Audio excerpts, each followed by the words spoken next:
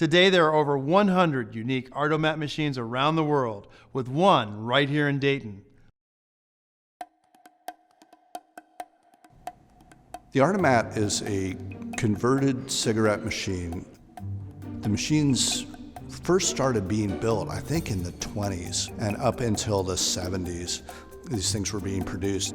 The cigarette industry has changed, and so these machines have fallen out of use, and so they were just being scrapped out. The originator of Artomat, an artist in Winston-Salem, North Carolina, Clark Whittington, saw one, decided to see what he could do with it, kind of play around with the idea of what's the possibilities.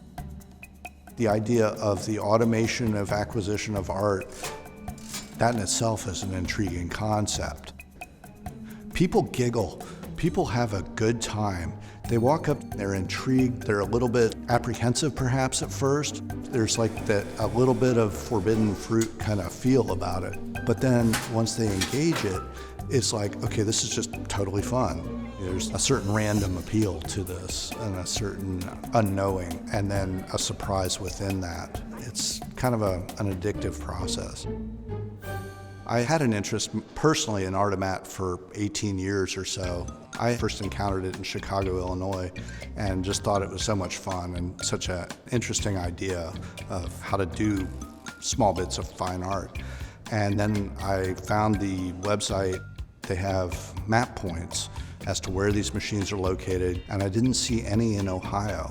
And that was one of the main driving things in my mind, is it's like, why doesn't Ohio have one of these? How do we do this? And how do we bring international, national attention into the Dayton art scene? And so now here we are 6 months after the fact, and it's up, it's running, it's beautiful, and I think people will really enjoy having this machine in Dayton. We have 22 different artists currently in the machine here at the Dayton Visual Arts Center. So we're hoping to have a mix of Dayton artists and international artists at all times in the Artomat. Artists getting involved with Artomat is the best part of the project. The company that manages the artwork is called Artists in Cellophane.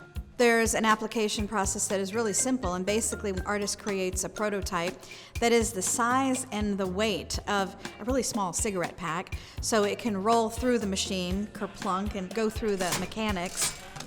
Once the prototype is approved, then they're asked to create an edition of 50. They also send that to Artists on Cellophane. Then Artists on Cellophane is in charge of distributing the works all over the world. As somebody that leases a machine, then I can go and I can order artwork from artists all over the world.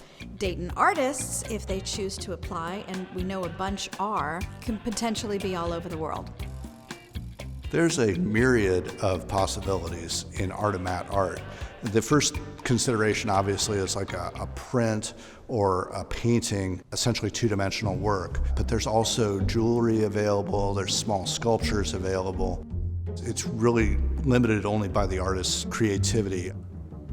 This effectively is a three-dimensional business card which can go out internationally to allow you to contact art buyers anywhere in the world. All right, I'm happy now. That was worth the $5. I think it's a new way to reach people that maybe normally wouldn't buy a piece of art. It's a small investment. It's only $5. For your $5, you'll get an original piece of artwork, either a block or in a little box. When they get my piece of artwork from the Artomat, they're going to get a little block that's 2 1/8 inches by 3 1/4 inches. One side will have my original artwork, the other side will have my contact information.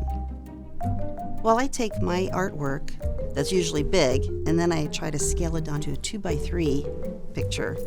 I draw it on a little piece of paper, and when I like the composition, then I paint it onto the right size canvas in oils or acrylics. And then from there, I adhere it to that little block. It's something new and exciting that's happening in the local art scene. It'll be curious to see how many people will make that first investment in a piece of art. So we've quietly launched the Artomat. We filled it up. People that have been coming by have been ka-chunk and spending their $5 and getting artwork and posting it on Facebook and telling their friends. People are excited about it, and we're excited about getting more and more artists involved through the Artomat. I'm really thrilled to be a part of this. Really, when it comes down to it, art is fun. The creative process is fun, and this allows anyone to come in at an entry level and enjoy the pleasure of the creation and acquisition of art.